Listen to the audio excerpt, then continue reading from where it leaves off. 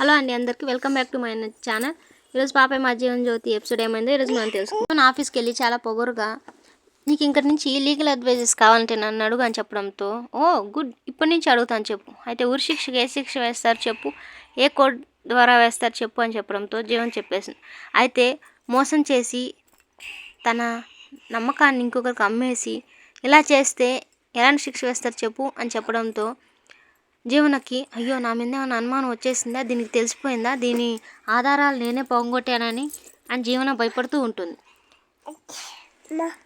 ఇంట్లో వంట పనులు చేసుకుంటూ ఇల్లు చేసుకునే నీకు ఇంకటి నుంచి శిక్షలు తెలియాల్సిన అవసరం లేదనుకుంటాను, మర్చిపో ఇంకటి నుంచి అని జీవన చెప్పడంతో ఈ మాట యాదించుకో, నన్ను ఇలా చేసిన వాళ్ళకి నేనేంటో నిరూపించి మళ్ళీ అత్తయ్య గారి చేతే నేనేంటో అని చెప్పించుకుంటాను, చూస్తూ ఉండు. లీగల్ అడ్వైజర్గా వెళ్ళి ఆఫీస్లో పనిచేసి వచ్చినట్టున్నావు, అలసిపోయినట్టున్నావు, వెళ్ళి రెస్ట్ తీసుకోపో జీవన అని చెప్తుంది ఆనంది. దాంతో అలా వెళ్ళిపోతుంది జీవన. ఖచ్చితంగా నాకు ఇలా జరగడానికి ఇంతలో ఆనంది దగ్గరికి శ్రీతన్ వచ్చి అక్క నువ్వు ఇచ్చిన గడువు అయిపోయింది, జీవన్ వాళ్ళ అమ్మకి చైతన్యం తీసుకొని వెళ్ళిపోతున్నాను, నువ్వు లేకుండా నేను బతకలేను, మా అమ్మ నన్ను తీసుకుని ఊరిని వదిలి వెళ్ళిపోతుందని చైత్ర ఫోన్ చేసింది అని చెప్పి శ్రీతన్ చెప్పడంతో, అయ్యో ఆమె ఏంట్రా అలా చేసింది, నాకైనా కనీసం ఫోన్ చేయాలి కదా, అయ్యో చైత్ర నువ్వైనా నాకు ఫోన్ చేసి ఉండొచ్చు కదా, ఫోన్ చేస్తుంటే ఈ పరిస్థితి నేను రానిచ్చుండేదాన్ని కాదు కదా, సర్లేరా నువ్వు వెళ్ళు, రూమ్లోకి వెళ్ళు, జీవన ఇక్కడే ఉంది. ఇదంతా చూసిందనుకో జీవన నీ మీద అనుమానం వస్తుంది, అసలు జరగాల్సింది జరగదు, నువ్వు రూమ్లోకి వెళ్ళు, నేను కనుక్కుంటాను చైత్ర గురించి అని చెప్పి శ్రీతన్కి చెప్తుంది. ఆనంది చైత్ర ఫోన్కి కాల్ చేస్తూ ఉంటుంది. ఇంతలో శ్రీతన్ ఏంటి నోటిఫికేషన్స్ నిన్నున్నాయి, నేను ముందుగానే టెన్షన్లో ఉంటాయి అని చెప్పి నోటిఫికేషన్స్ అలా తోస్తుంటాయి, ఇదేంటిది లోకల్ నోటిఫికేషన్ లాగుంది, ఈ నోటిఫికేషన్ చూద్దాం ఉండు అని చెప్పి నోటిఫికేషన్ ఆన్ చేస్తాడు.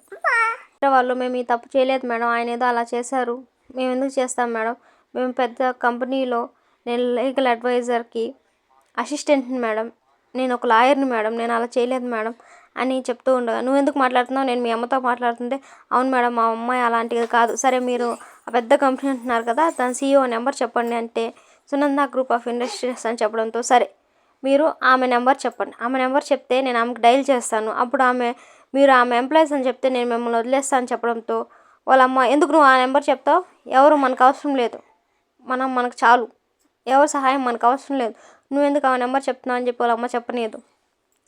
ఇంతలో ఈమె ఎక్కువ మాట్లాడుతుంది, వాళ్ళ కూతుర్ని వెళ్ళి లాకప్లో వేయండి అని చెప్పడంతో ఆమెను లాకప్లో వేసేస్తారు. శ్రీతన్ చూసిన వీడియోని అయ్యో చైత్ర ఉందేంటి, చైత్ర దొంగతనం చేయడం ఏంటి, చైత్ర చేసిందని వీళ్ళు ఎలా అరెస్ట్ చేశారు, అయ్యో పోలీస్ స్టేషన్కి కూడా తీసుకెళ్ళినట్టున్నారే అని చెప్పి శ్రీతన్ బాధపడుతూ ఇదంతా అక్కకి ముందు వెంటనే చూపించాలి అని చెప్పి వాళ్ళ అక్క దగ్గరికి ఫోన్ తీసుకెళ్ళి, అక్క ఒకసారి చూడు, ఏమైందిరా ఈ వీడియో చూడక్క ఒకసారి, చైత్ర దొంగతనం చేసిందని ఎలా చెప్తున్నారా వీళ్ళు, పూర్తిగా చూడక్క ఒకసారి, చైత్రని పోలీస్ స్టేషన్లో వేశారంట, మనం ముందు బయలుదేరుతాం పదా అని చెప్పి చైత్ర శ్రీతన్ ముందు వెళ్తారు. అక్కడికి వెళ్ళి ఈమె నిజంగానే మా కంపెనీలో పనిచేస్తుంది, వీళ్ళు మా మనుషులు అని చెప్పడంతో పోలీసులు వాళ్ళని వదిలేస్తారు.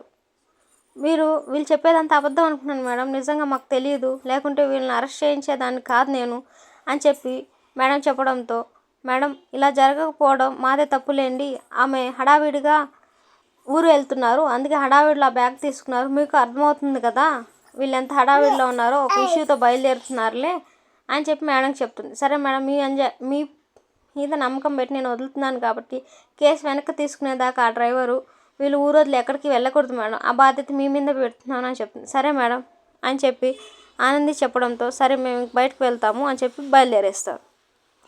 అక్కడ ఆనంది వాళ్ళ మామగారు కూడా ఈ వీడియోని చూసి, అయ్యో ఈమెంటి ఇలా ఉంది, పోలీస్ స్టేషన్లో ఉంది, నేను వెంటనే బయలుదేరదాం అనుకునే టయానికి సునంద చూసి అడ్డుపడుతూ ఉంటుంది, నాకు తెలుసు మీరు ఆమె దగ్గరికే వెళ్ళాలనుకుంటున్నారు, అందుకే నేను వస్తాను అంటున్నాను, ఎందుకు సునంద అంత అనుమానిస్తున్నావు, నేను ఎందుకు అలా చేస్తాను అని చెప్పడంతో, తెలుసు నాకు, నేను మిమ్మల్ని అయితే ఒకటే పంపించను అని చెప్పడంతో వాళ్ళ మామయ్య కూడా ఆగిపోతారు.